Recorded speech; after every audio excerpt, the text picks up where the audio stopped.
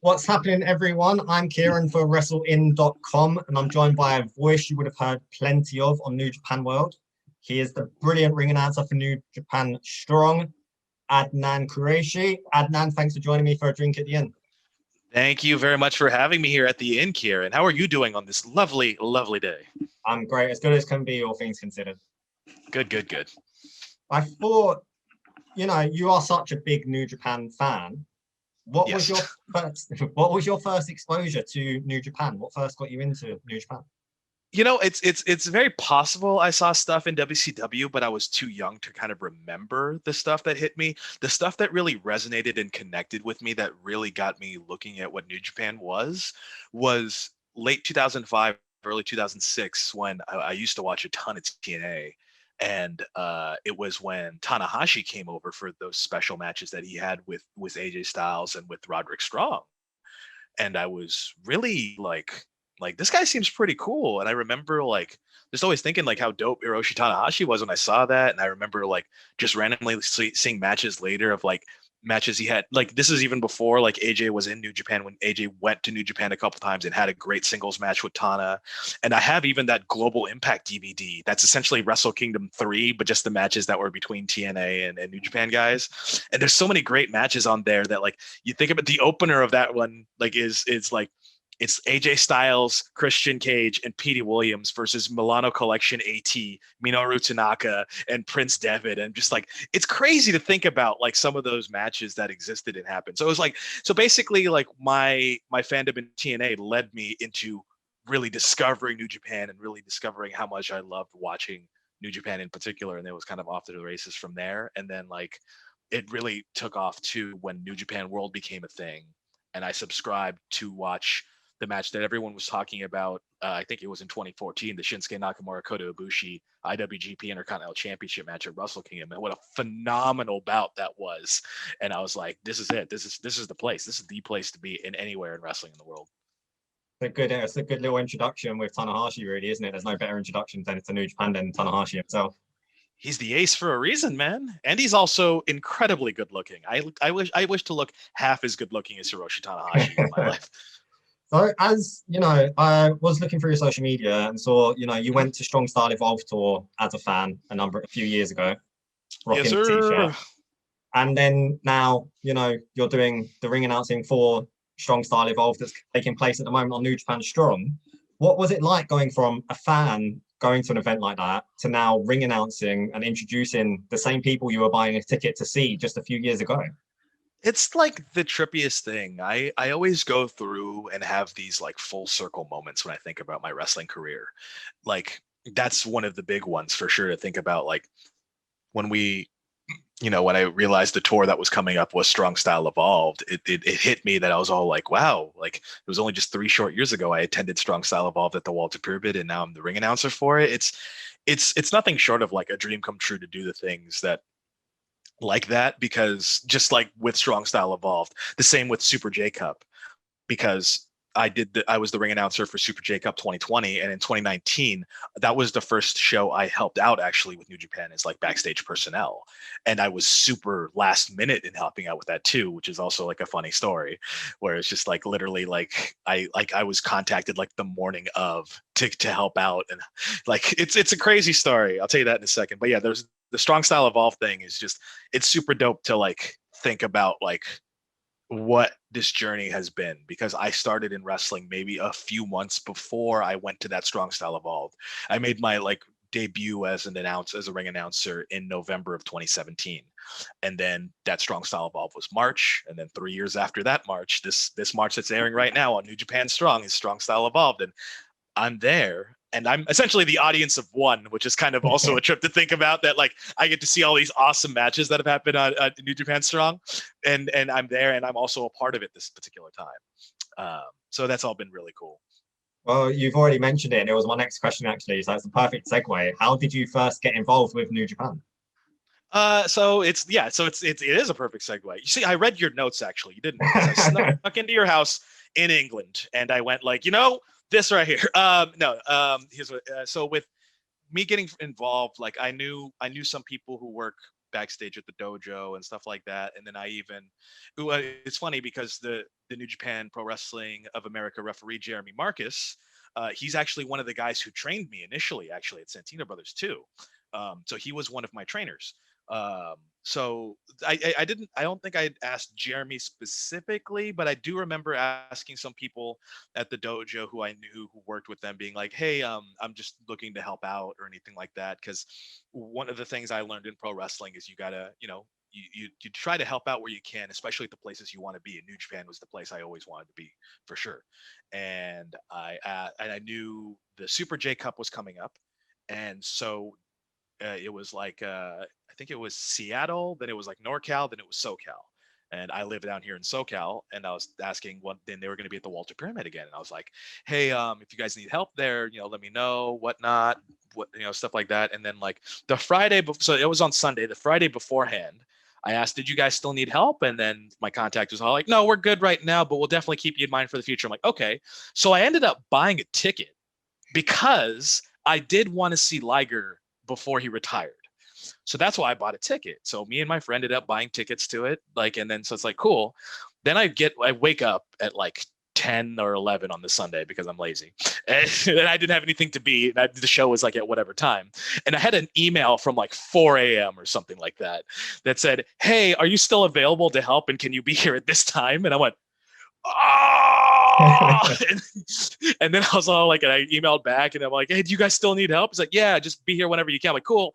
And then I had to like quickly rally to get somebody else to take my ticket. So my friend didn't, so I didn't waste my money on the ticket. And so my friend also didn't go alone, stuff like that. Ended up giving it to his wife, which worked out perfectly. And I ended up helping out from there, just doing, random stuff, basically like, as far as like merch stuff and security type stuff, setup stuff, I did a lot, and ring crew stuff. And then that would also be the case. So after that, I ended up being like merch crew for Showdown in Los Angeles that year at the Globe Theater, and then also for Lions Break Project 2 at the Anaheim Convention Center, which my car battery died at when I was there, which is a funny, because like it died when I got there. I'm like, at least it died when I was already there. So I ended up doing that, and so I was at least in the crew to be helping out. I'm like, cool, and then the pandemic hits, and I had a couple of bookings that I did before the pandemic hit and stopped everything. And then everything, all of my bookings got canceled, and it's all coming up in my Facebook memories right now too, of seeing all the things. I was all like, this show's canceled. Like, all right. And then, so this is like a couple months, 2-3 months into the pandemic. And then I get a text message from a phone number I don't know. And it says, hi, Adnan, this is such and such from New Japan. We were wondering if you were available to ring announce for us. I'm like, huh? Excuse, yes. Yes. And I called my work at the time, and I was all like, hey, whatever you need, you know how I'm scheduled to work this day? I'm not coming in. And there's literally nothing that you can tell me that's going to make me come into work that day. And so that's what ended up being Lions Break Collision, which was my first opportunity to be the ring announcer for New Japan Pro Wrestling. And then I was called back to be the English ring announcer for Strong, and then the rest is history from there, really. So there was no like a trial, no test, nothing like that. It was just we want. I would assume really Collision was the test. You know what I mean? Okay. Like it's like that was the test, because if they didn't like me then, they probably wouldn't have brought me back for Strong, Yeah. And I think Collision in general, was a test for New Japan to see what can work for Strong, because that's really the precursor for what Strong was. And how great Strong is, it's that was like almost proof of concept for New Japan to go, yeah, okay, we can run stuff in the US if we do it like this. And so I was the experiment at that point also as the ring announcer for that, and I was just happy to get the opportunity. So I would say, yeah, that was probably my test, because I definitely asked, like, the people in charge, like, hey, did I do all right, blah blah blah, and they're like, oh yeah, you did great. Well, so we'll let you know if we're going to use you again, all that. I'm like, cool. And everything seemed positive, and obviously positive enough for me to be sitting here talking to you about New Japan and talking about Strong Style Evolved, which is happening right now in New Japan World on Friday nights. So good at getting them plugs in, man. New Japan must love you. Oh, I'm very good at plugs. That's what everyone's always said on anything in general. Well, in terms of the actual ring announcing itself, do you get any guidance, like the New Japan ask you to say certain things a certain way, or is it all very much you? It's very different I'll tell you that, like, there's certain things I have to get used to when being a ring announcer for New Japan Pro Wrestling when it came to then when I do stuff for Primetime Live or Championship Wrestling from Hollywood or like the indie shows that I've done. I think that for me, it's like there's a different Adnan for whatever show that it's being done.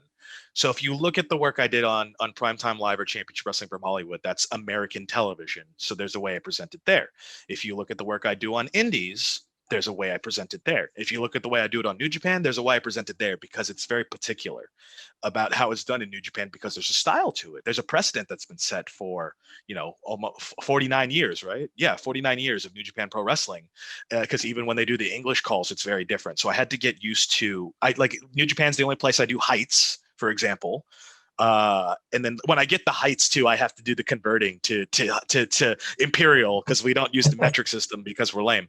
And so I'd be there doing the conversions for all that, and then like get all that set, double check maybe a couple things if I get the opportunity to, and then that's how I perform it there. It's different. Plus, I had to get used to doing time calls, which I don't do anywhere else either, and then presenting the winner multiple times too. So there's definitely a style to it that's different. Also in New Japan, I'm not in the ring. I've never been in the ring for New Japan and I've never done like my traditional championship intros where like if you watch some of the stuff I did with Primetime Live, the NWA, stuff like that, I there's those times I get to do the traditional like boxing style championship intro, So it's definitely, there's a difference to where you are. And I think that applies to anywhere you're going to be. So like just, yeah, if you're in AEW or New Japan or an indie, Ring of Honor, it's all different depending on where. You just have to learn the little nuances as to how you perform depending on where you are. And I feel like that's not just ring announcing. I feel like that's mostly everything that obviously the general gist is going to be the same, but there's going to be those nuances that are going to be just a little different. Was the goal always to be a ring announcer, or was you aiming for something else and this is something you fell into? What's the story there? Yeah, the goal itself was originally not ring announcer. So I graduated from Santino Brothers Wrestling Academy, which Jeremy Marcus did as well. So did the DKC actually. So like and Brody King and Bateman was one of our trainers too. Like there's a lot of Santinos that have done so well in wrestling, and it's amazing. So when it came to my goal, they had the first ever like non-wrestlers course. They also offered like a one-day training thing that I did beforehand. So I actually got to experience what it was like to bump and like run ropes and like do certain roles and stuff like that. And I did it, and it was so great. And I threw up everywhere and almost passed out. It's just like, and it's funny story about that. We also did a character thing too, where we cut promos. And the first promo I ever cut was on the DKC. That's because me and him started at the exact same time. And that's such an interesting tidbit because I remember me and him talking about how crazy it is that we started together and now we're both like in New Japan. So they did the first non-wrestlers course, which was for managers, commentators, announcers, referees, basically everything non-wrestling. My original goal is I had manager characters in mind, because I'm quite the character of my own right, and so I knew I wanted to do something in wrestling, and also a commentary because I love doing commentary. So there was actually a period of time where I was both for Santino Brothers, their ring announcer, and part of the commentary team at the same time. For at least a good year and a half, I was doing both for just them. And depending on where I'd be a ring announcer or a commentator. But the ring announcing thing kind of fell in because it was one of the first times I was, helping out, like put stuff together on a show. And, you have to pay your dues, man. You got to like make sure that you're there, show that you're willing to work, show that this is something that you want. And I remember it was for a biker club, and we were putting the ring together and stuff like that. And then we finished at that, and this is like I'm only like literally like a month in at this point of just like training even. And then Joey Chaos, who was like our head trainer, was all like, or in the owner of the school, he just comes up, he goes, Adnan, you're ring announcing tonight. I just go, huh? What? Excuse me? And I didn't have like a suit like yet, like, or with me even. I had because I had manager stuff with me because I didn't think I was going to be, because one of the prime rules in pro wrestling is always bring your gear because you never know when you're going to get booked. So if you look at like the pictures from when I first was a ring announcer, I have like a suit jacket because my commentary partner ended up letting me borrow his, and I had a dress shirt, but I'm in jeans. And so I was like, okay. And I remember when I did it, like one of the referees was like, wait, this is your first time? You did pretty good. I was like, oh yeah, thanks. And so they kind of spun off from there. And then I got my first television opportunity 6 months into my career in March of 2008. So basically 3 years to this month, I've been on television for 3 years now with Championship Wrestling from Hollywood and the United Wrestling Network. And that really, because I can't go back to those early episodes where I started because I cringe at like, oh, I'm so much better now.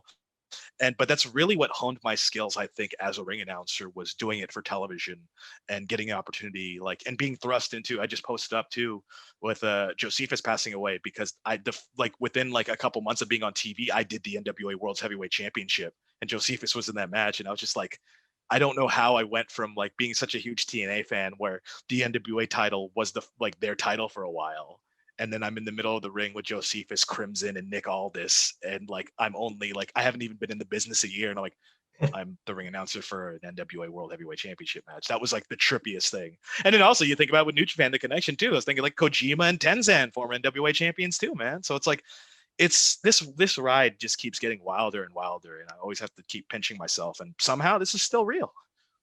So you mentioned the NWA doing the ring introduction for the NWA Championship. What have been some of your highlights as a ring announcer? I imagine Moxley KENTA recently has got to be quite high up there. There's always so many that I keep like, yeah, they just keep going higher and higher. It was definitely like anytime I've done the NWA World Heavyweight Championship, doing television, doing like Jake Atlas's last match for Santino Brothers before he went to NXT, because he was also a Santino Brothers trainee. So that was cool.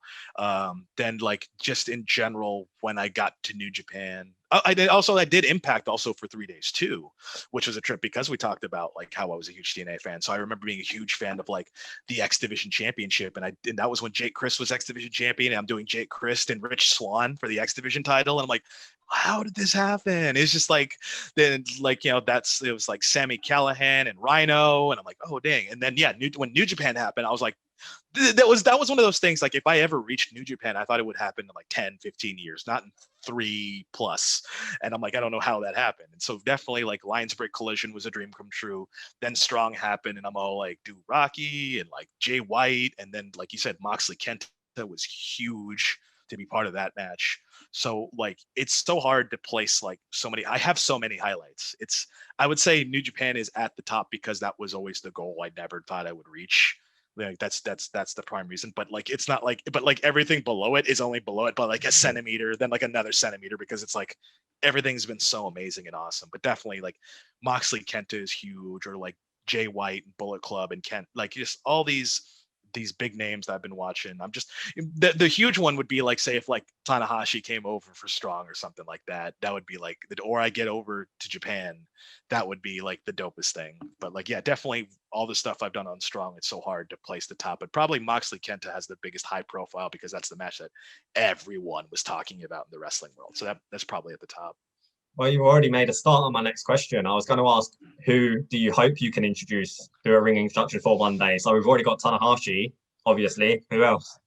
It's got like the big guy, like, you've got Tanahashi, you've got Okada, you've got Naito, just like LIJ in general, even just like I like El Desperado, because El Desperado is like on such a tear, and it's one of those, like the last year have been people finally paying attention to Desperado. Like those of us in the know were like, Despy's great, and now the world knows how good Despy is. Or like ZSJ, like, because I love watching Zack Sabre Jr. He's one of my favorite guys to watch. It's just the majority of the actual like Japanese roster would be absolutely, I think, of like the guys who aren't over here. You can give me just about anybody, and it's going to be great. It's already, it's already fantastic to who I've done. So it's going to be, yeah, definitely though. Tanahashi is probably at the top of the list because I've been such like, he was like my favorite watching New Japan Pro Wrestling for so long, because he is the ace for a reason. He's so captivating. He makes you believe he's the hero, man. He's the guy, and now he's the Never Champ, which is dope too. Yeah, no, I love that he's the Never Champ. I was really hoping we'd get like him versus Shingo. I was really hoping for that. I thought it might be a Wrestle Kingdom, but I'm glad it wasn't, because Jeff Cobb versus Shingo was just mind blowing. That was fantastic, and Shingo versus Tana was fantastic. I've always said too, because you know the story about how Tana's robe is cut for the IWGP Heavyweight Championship. I always thought, like, even though he's got the Never title, which is cool, I've always wanted to see Tana win the US title because the color scheme of the United States Championship matches Tanahashi so well. And I felt like when he had the match with Kenta, I was all like, what if he wins the briefcase? And then what if he wins the IWGP US Championship? That would be so cool. And then, like, you know, because I just wanted to see how that belt would look with Tana's robe and all that. I think it would be a perfect fit. That's a great shout. You mentioned earlier, you know, it's like an audience for one, New Japan Strong. You've got the best seat in the house. Yeah, what are some of the favorite matches that you've been able to watch in person at Strong?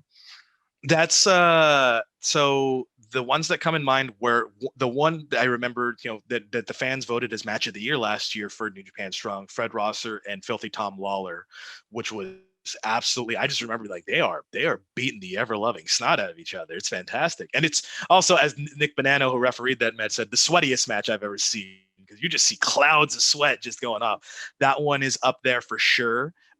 Switchblade Jay White versus Rocky Romero was absolutely killer. I love that match too. During the Never Tour, and then just recently, which just aired, I believe, like a couple weeks ago on Strong. It was either last week or a couple weeks ago. The LA Dojo tag match, basically, Carl Fredericks and Alex Coughlin versus Clark Connors and Kevin Knight. So good, absolutely fantastic, and it's so like almost back to basics in a lot of ways, where you realize, like, wrestling doesn't need to be huge, crazy moves to be great pro wrestling. You watch that match, and that's that's hard hitting. It's raw. It's there, and it's just like gets your blood like pumping watching that match. And then of course, Mox versus Kenta, like being the audience of one for the, like, you know, in that particular case, I had Takaro, the Japanese ring announcer, next to me too in that one. But it's just like, you know, being essentially the only seat in the house for privately to get like the biggest wrestling match that everyone's talking about. That's up there too. So I would say probably those four come off the top of my head, but otherwise I've seen so many great matches on Strong, it's hard to keep track. Yeah, no, it's really cultivated its own personality. Strong. It's gotten absolutely. It's unbelievable now. Absolutely. So one of the jobs as a ring announcer, obviously, is at the end of a match, you'll announce the time that the match took. You'll announce it in 5-10 minutes intervals. Have you ever had an instance where, you know, you thought the match was definitely over and you've stopped the watch, or you've been so caught up in the moment that you've just not stopped the watch because you can't believe how it's finished? I have definitely been caught up in a moment where I make the 5-minute or 10-minute call a little late than I should, because I was all like, oh man, this is so great. This is like, 5 minutes has elapsed. 5 minutes. Like, there's definitely those moments. I've never had a problem with starting or stopping the watch yet, but that is something that, you know, I had to get used to, because it's not something I do anywhere else, because I'm legitimately, for real, the timekeeper for New Japan during Strong. You know, I'm legit keeping the time. I'm legit doing that stuff.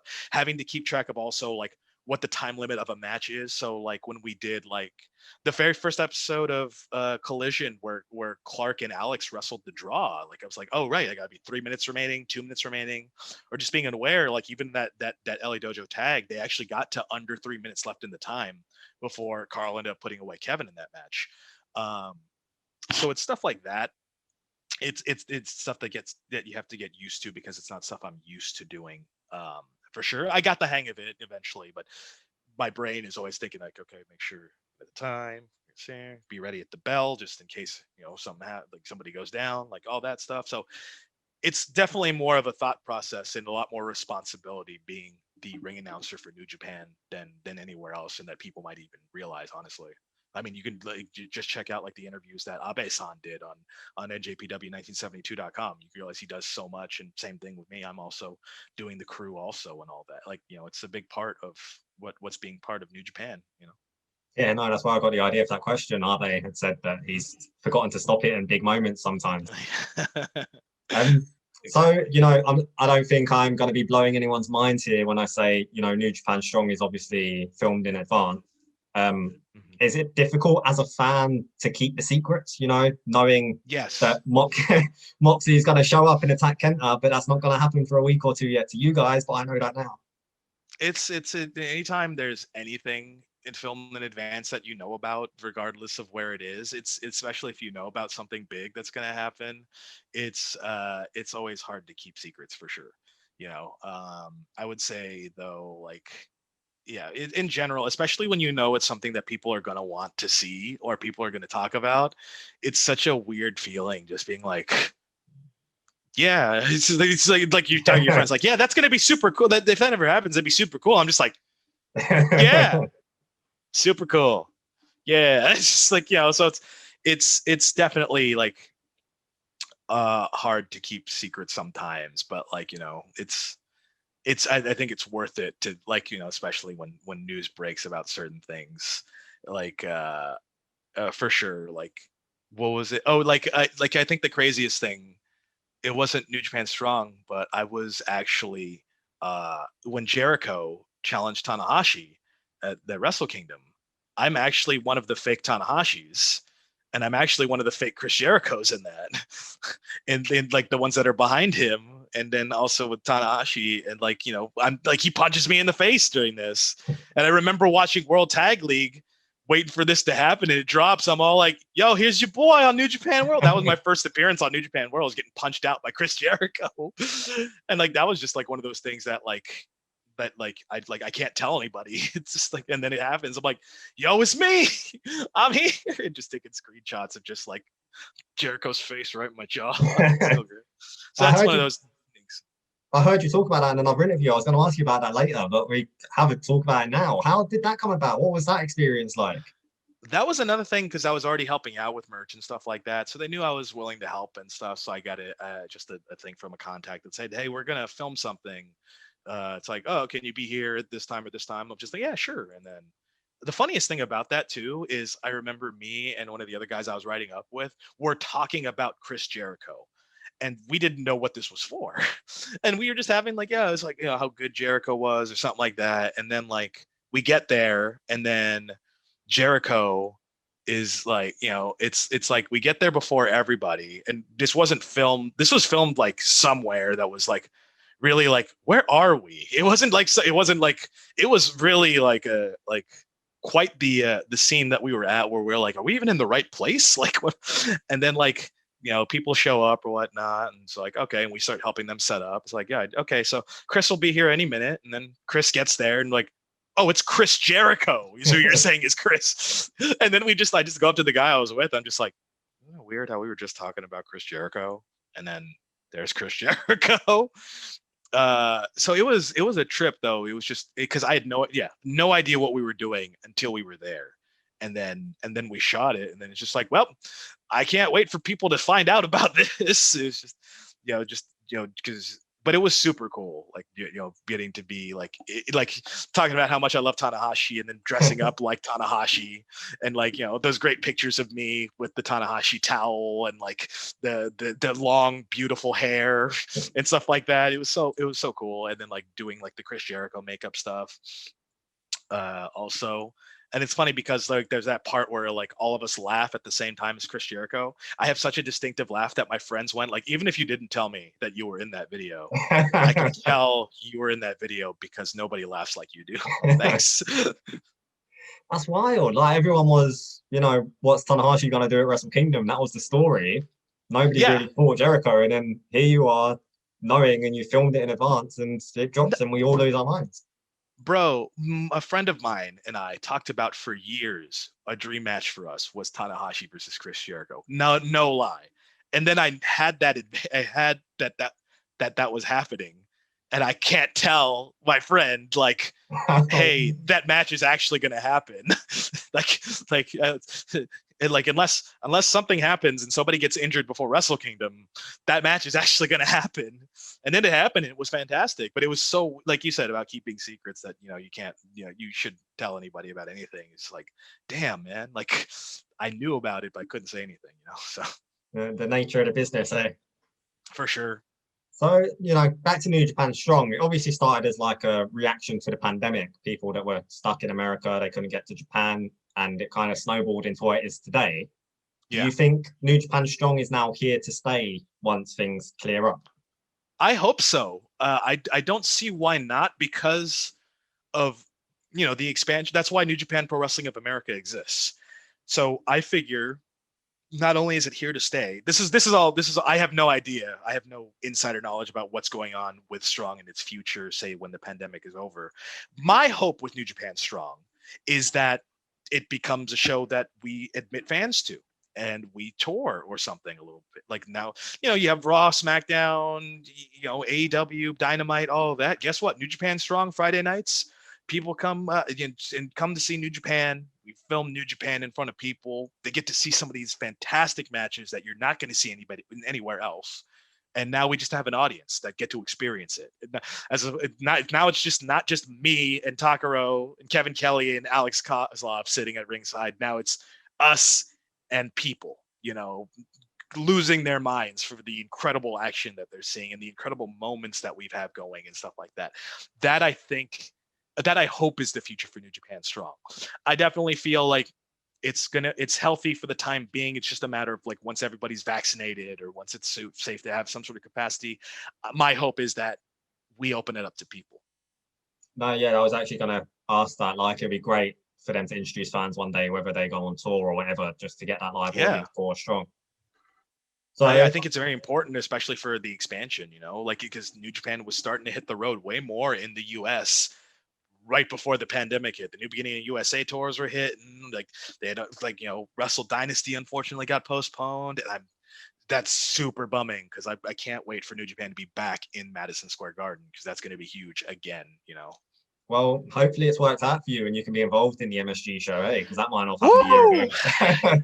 And you want to talk about goals? I never thought that would happen. It's just like Madison Square Garden never crossed my head. Now that's like in the realm of possibilities is the craziest thing to think about. Yeah, no. I want to give a shout out to Nick_8_Vita on Twitter for this question. Okay. He mentioned Bad Luck Fale, who notoriously will always go after the ring announcers. He's got his own little story as to why he does it. But are you concerned about possibly having to do your ring introductions for Bad Luck Fale one day? It's a hazard of the job. I've been in title matches and stuff that like somebody attacks someone before the bell or like they'll threaten me or something like that. Like you can find the clip of Aaron Stevens who will be challenging for the NWA title coming up. Like he's introducing JR Kratos actually as his tag partner, and Kratos attacks James Storm and Eli Drake right in front of me. I'm like, okay, I got to get out of here because Kratos is a large, angry man, so I've had my fair share of run-ins with pretty menacing dudes, and somehow I've escaped unscathed at this moment. I'm really worried about, even though it's not Fale, I'm worried that Filthy Tom Lawler is going to take that big Persian club and take a swing at me one day because the thing's huge. So that I'm concerned about for sure. But definitely Bad Luck Fale, I have to just make sure I do it properly because if I remember correctly, the reason why is because Abe's son called him Tamatanga once, and that's like just make sure that's Bad Luck Fale. Do not confuse him with Tama. Just always stay on the good side. Just salute him on the way in. Just yes, General. Yes, probably just those moments. Like that's why that's why Justin Borden has got such hot water with Hikuleo. Like after the Fred Rosser match, and he's got to just too sweet him one of these days when Hiku goes for that. Just do it, man, just for your own safety. I get you're the referee, but man, just if you don't want to get yourself your ass kicked, then just throw it. Nah, man, you keep on a guy like Hikuleo's good side. 6'9", nah, I'm good. So yeah, just do my best to do it as perfectly without mistake as possible. Yeah, Hikuleo was on excursion here. I'd see him all the time at my local shows. He's a giant. It is insane how tall that man is. I felt like I got a picture of him and I just felt like a baby next to him. Yeah, because he was out at Rev Pro for a while. It was Rev Pro is my local. Yeah, and Okan and Shota Umino were all over there, right? Yeah. No, we are very lucky that Rev Pro is my local. We get lots of New Japan guys and even the guys on excursion. Oh yeah, for sure. So obviously the biggest thing happening in New Japan at the moment is Kota Ibushi deciding to unify the IWGP Heavyweight and IWGP Intercontinental Championships. What are your thoughts on the title unification? My personal feelings on it is I liked having because I felt like every championship in New Japan was important. And they still are, obviously. Every championship in New Japan has always felt important. And with that, it's sad to think about, like, the history of the IWGP Championship and the Intercontinental Championship coming to an end. But like, you know, it's like we always have to move forward, right? I can't lament on it too much because we're getting an IWGP World Heavyweight Championship, so we're going to start a new lineage. There we go. That's the word. You know, starting with Kota Ibushi going forward. I'm looking forward to seeing how the belt looks for sure. I'm very curious as to see how it looks. But I definitely am going to miss having the IC title around on top of the heavyweight title, because both belts have given us so many fantastic matches and so many fantastic moments and so many great champions throughout the years. But in all honesty, it's probably going to be a change for the better. And if anything, like if there's one less championship, that just means everyone's going to fight twice as hard to get to that title too now, you know? So yeah, I personally was a fan better.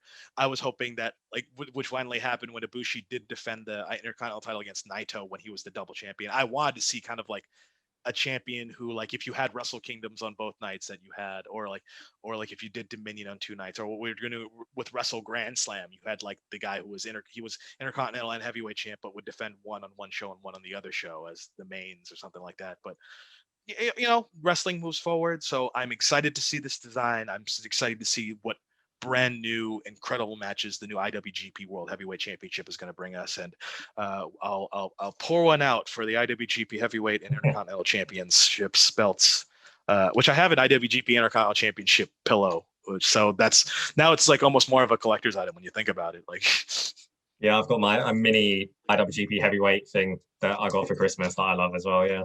Is it the bottle opener? I think. No, it's like a bottle opener. I don't know exactly what it is. It's a mini version of the belt. It's quite thick and sturdy. I'm not sure what exactly it's called. A mini. Gotcha. Mini belt.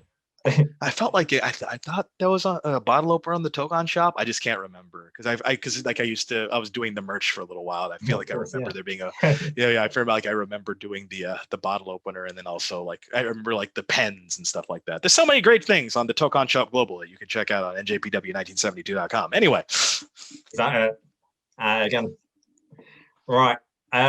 One thing I wanted to ask is, as fans, we always love, you know, the little funny stories, ribs, anything like that. Is there anything from your time on New Japan Strong that you can safely tell me that's not going to get you or anyone else in trouble? A little funny story? It would have been the Jericho story that I just told you about, which wasn't from Strong, but it was just the idea that I was there with Jericho. It's just like, oh man, like that was like the craziest thing. I'm trying to think if there's anything really noticeable. Well, because you know, the thing with like, you know, it's harder for me to think with New Japan Strong other than like hanging out in like the hotel rooms and like, you know, just with like my crew and stuff like that, playing Switch and stuff like that, or with like the referees. That's actually kind of a tradition. It's not. It's like become a tradition between like me, Jeremy Marcus, and Justin Borden, and then whoever else is doing. We always end up going to Cracker Barrel at some point after we're done with New Japan Strong. There's just something about like all of us going, because I realized, like, you know, I felt like Cracker Barrel was like one of those wrestling restaurants that wrestlers always talked about. And I don't think you have a Cracker Barrel probably over there in England, do you? No. Nope. If you're ever over here in the States, definitely give Cracker Barrel a shot. It's very good. And I'd always heard, I never went to Cracker Barrel, and I realized there was a Cracker Barrel not too far away from where we filmed New Japan Strong. And so I was like, hey, you guys want to get Cracker Barrel? And I had it for the first time, like, oh, this is why people like Cracker Barrel, you know, getting like biscuits and gravy and just like, you know, like breakfast stuffs and dinner stuffs. Oh, excuse me. I feel like, you know, all my breakfast is coming out right now. Anyway. But no, it's usually like hanging out with eating Cracker Barrel with just, you know, my friends on the roster in that particular case. Like, it's so tripping to think that, like, you know, I'm in the hotel room with Jeremy Marcus, who helped bring me into the business altogether, and you know, I'm so happy for his success too. And like watching when he was at the Tokyo Dome for Wrestle Kingdom last year, and I was just like, dude, that's Jeremy. Oh my god, like, you know, doing like the Never Six Man Gauntlet and stuff. So it's just, you know, really cool things like that for sure. I remember all of us like watching like one of the big like UFC fights, and I don't really keep up with the UFC, but I just remember like, oh cool, I'm just sitting here watching the UFC fight with my homies here in New Japan. It's cool. Like, you know, it's just like, so it was me, Justin, Jeremy, and I don't remember who else, but you know, just it's more real pleasantries. I can't really think of any like funny-ish. I'm sure if I really sat down and thought about it, maybe I'd have one. But definitely, it's more I have like a lot of just fond, good time, like chilling memories that so far with Strong on top of like the hard work we've been putting in on top of just doing the shows themselves. It's a lot of like camaraderie stuff usually.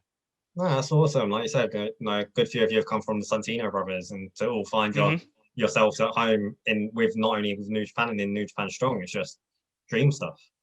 Absolutely, it also gives an essence of familiarity too, that like I'm in this place I wanted to be, but there's people I know here who make it feel even more homely to be here. And New Japan in general has always just been a friendly environment for ever since like I walked. Like I felt like there wasn't a lot of like pressure put on me. I put a lot of pressure on myself for sure, but the environment's been pretty welcoming as far as like me being there, as far as like what I've had to do, what I've asked to do, what I've asked if you guys need help with.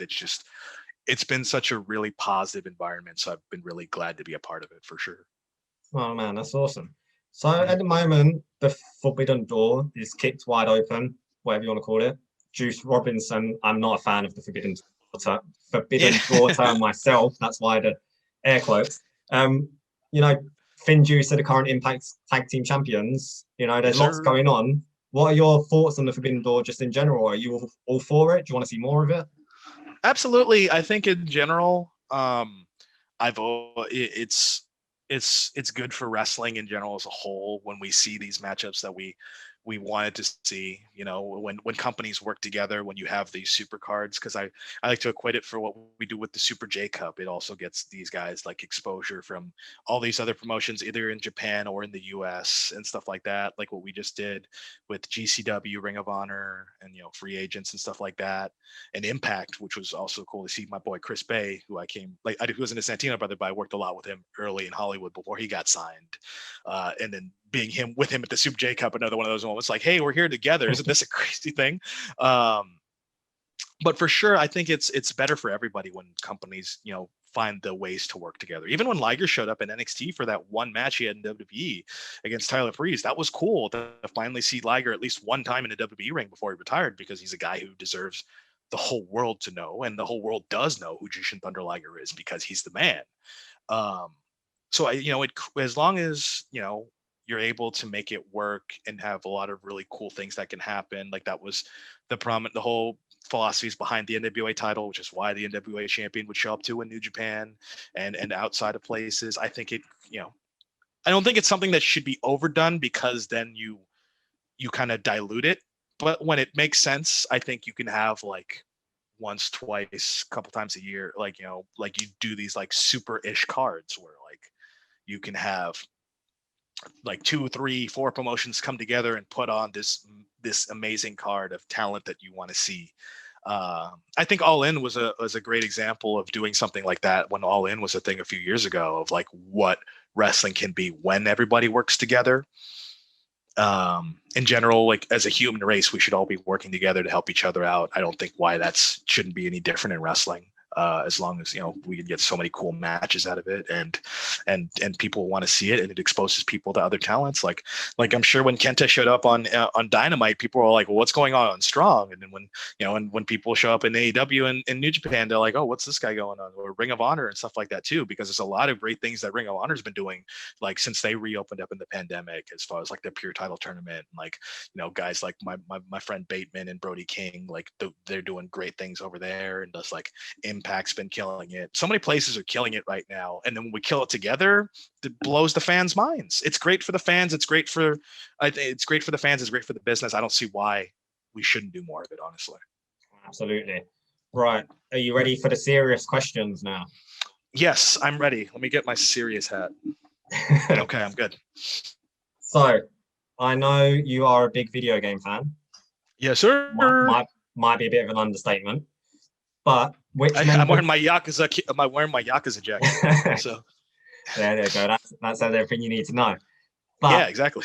If you could play video games with any members of the New Japan roster, who would you most want to be playing with? Oh, man, that's a good question, actually. Well, it's funny because you just had Alex Coughlin on, and It's like I haven't played with him, but I did see he beat Champion Road in Super Mario 3D World, and I hate him because I can't beat Champion Road.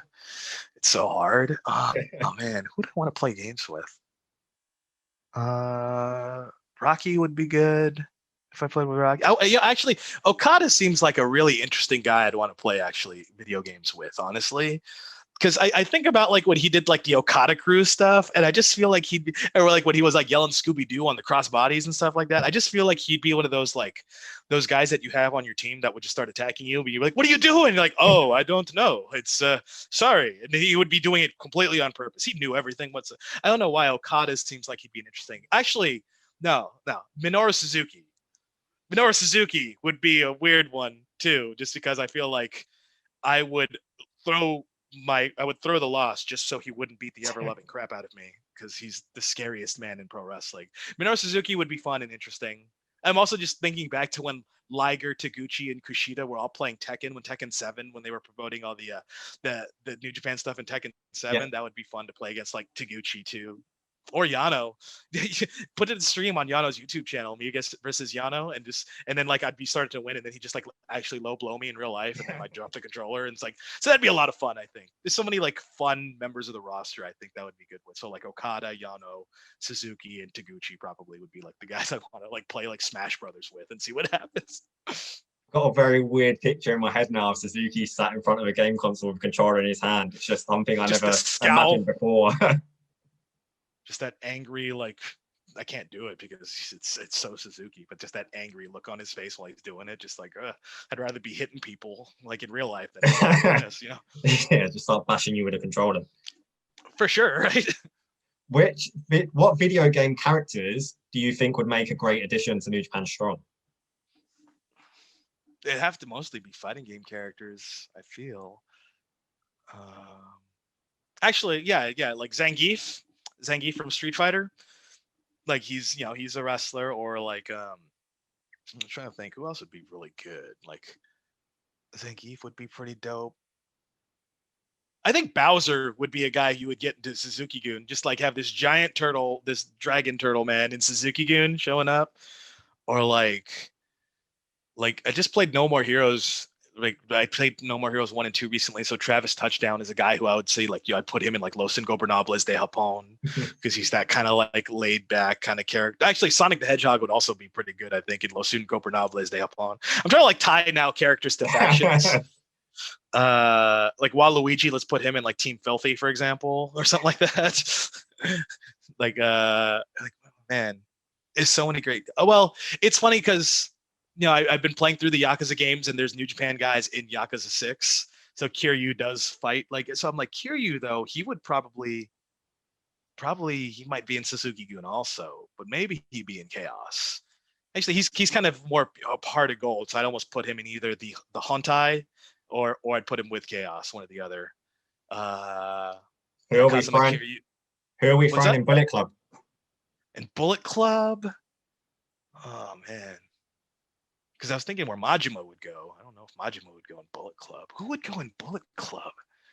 Who's like sneaky? Oh man. You know what? I'm gonna put in Bullet Club. I'm gonna put like Balrog or M Bison in the Bullet Club. Probably. I think those guys would be all right fits for Bullet Club. Well, I guess in Tekken they kind of had like Brian Fury with the Bullet Club shirt when they were showing that off. I remember.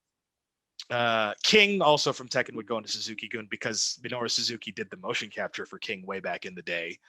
But yeah, I'd say for Bullet Club, I'm gonna just say Balrog and M Bison. The Shadowloo crew are gonna be in Bullet Club. Right, Adnan, I've got one final question for you, and we like to ask it to all our guests. So we are Wrestle Inn, IWN, like a pub. It's a beautiful inn, by the way. I love the decor. It's great. Yeah. So if you had a table at Wrestle Inn, what meal are you eating? What drink are you drinking? And what 2 wrestlers are you bringing along for company? Oh, man. And it's funny because I know you asked this question, and I didn't think about it enough beforehand. What I'd be drinking would probably be either like an Arnold Palmer. So I'm not much of an alcoholic drinker, so really. It's very rare if I drink something alcoholic. So it'd be like an alcohol or like a honey ginseng tea, like the iced ones. Those are pretty nice. What am I eating?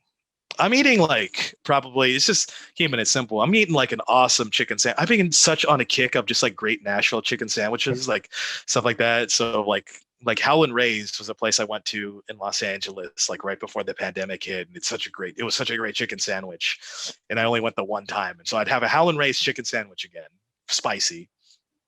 And I'm sitting there, honestly, probably with Minoru Suzuki as one, because he would be really cool. Uh, it's so hard, yeah, because I feel like I remember watching the interview he did on his like 30th anniversary and how interesting that interview was, and just how interesting his not just his career but his life has been. You know what I mean? So probably Minoru Suzuki and Jushin Thunder Liger, because of the experience and the things I could learn from both guys just in general, just like listening to their stories about the years. And it's such a hard choice to narrow down, but I would say probably from an experience factor, I'm going to sit at the table with Minoru Suzuki and Jushin Thunder Liger and hope that it doesn't break out into King of Pro Wrestling 2019. It's a great shout. Them two as well have so much history together. Like, yes, unlike doing the MMA fight with Suzuki back in the day. Yeah, it was always funny too. Like when you would watch Suzuki just come out and rampage and beat so many people up. The only person who was never intimidated was Liger at the commentary table, going, "What? You want to step up? I've been here just as long as you, if not longer. You want to step up?" That's what makes Liger the OG, the man. That's why. So definitely, I think that would be a really cool dinner. And now I just really want a chicken sandwich. That's what it has made me hungry for. I'd want to be at that table too. Right, I'll do the You're more than welcome. If I ever get to that table, you're more than welcome to sit there. Whether we both make it out alive is a completely different story, though. I don't have to run fast. I just have to run faster than you. That you can do. I'm not New Japan Strong, but I'm on New Japan Strong every Friday night on New Japan World 7 Pacific, NJPWworld.com. Nailed it. Right. You can follow Adnan on Twitter and Instagram at the dashing Adnan, ADNAN. You can follow us at Wrestle Inn. You can follow us, Wrestle Inn, on Twitter at Wrestle Inn. Adnan, thanks for joining me. Thanks for being so generous with your time. No worries. It was a pleasure being here. I'd love if you. I'm more than welcome to, if you ever want me back on the Inn. I feel like I can add it to my roadmap to make another trip to the Inn if you ever need me again. Absolutely. You would always be more than welcome. So that wraps up another drink at the Inn. You don't have to go home, but you can't stay here.